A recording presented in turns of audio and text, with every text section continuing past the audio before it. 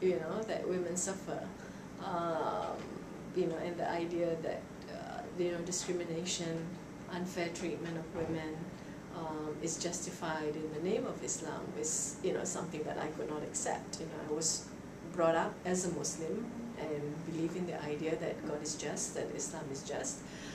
and to be confronted by injustices as an adult, justified in the name of Islam, for me was really outrageous, and the choice before me then, well, either you reject the religion in order to continue with your belief, that women are human beings of equal right and dignity, or to really examine, does the religion, as these people in authority say, discriminate against women and are unjust towards women, and that men have a right to beat their wives, to take 4 wives, to demand obedience from their wife, and all these are supposedly sanctified by the religion, to begin to question those assertions. And I wanted to remain a Muslim, that, leaving Islam was not even an issue, it's just like, I want to be a Muslim and, a believing Muslim and a feminist, and I don't see any contradictions in that, so that's what the decision then to really, read the religious text again in order to find, where is this justification for discrimination against women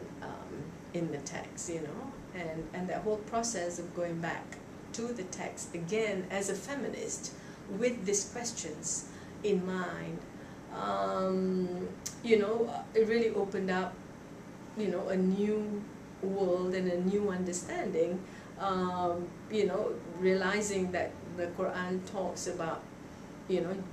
justice, about compassion, about mercy, about men and women being each other's guardian, men and women being each other's protector, that there are many messages in the Quran and verses in the Quran that really opens,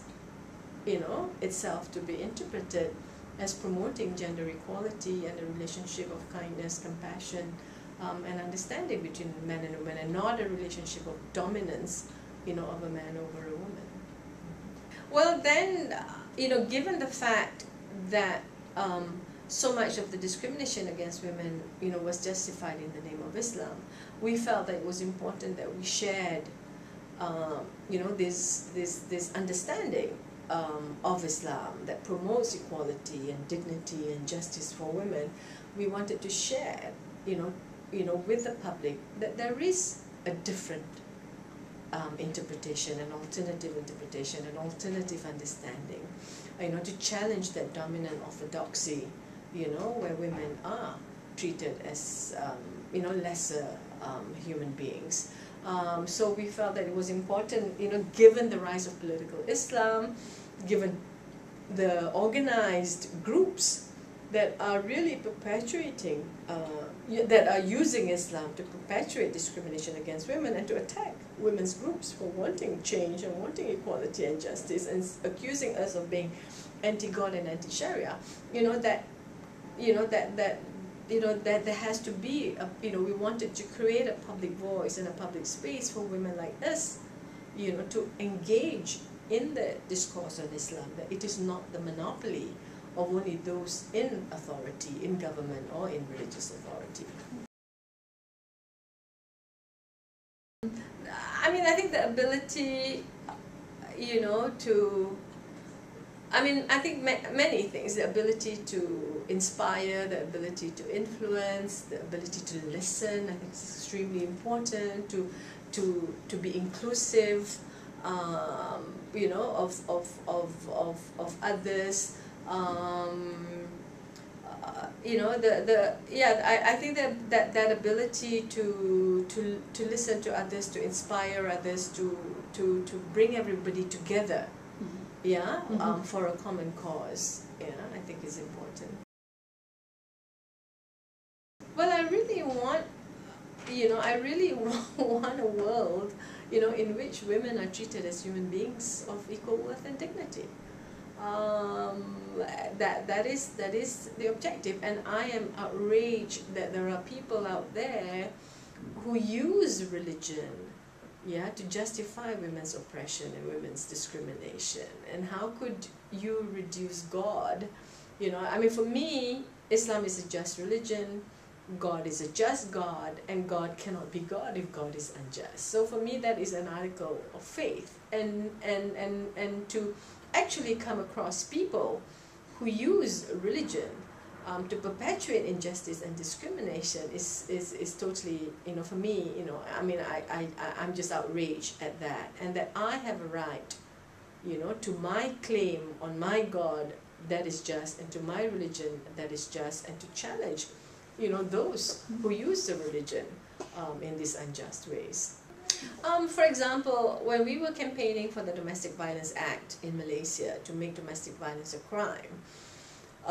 you know, we faced objections from the religious authorities saying that this act cannot apply to Muslims. It can apply to the non-Muslims of Malaysia, to the Chinese and Indians of Malaysia.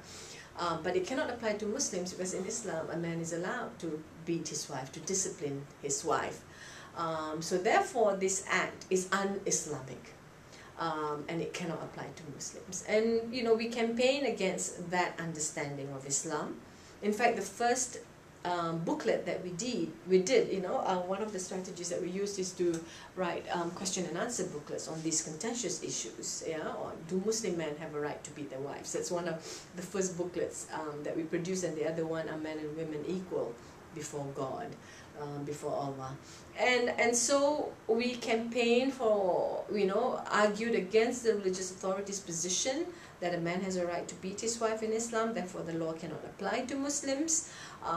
You know, we created a public space, we engaged with the media, you know, and to demand that, you know, you cannot have a country which has one set of laws that promote and protect the rights, you know, of non-Muslim women, you know, and their right to be treated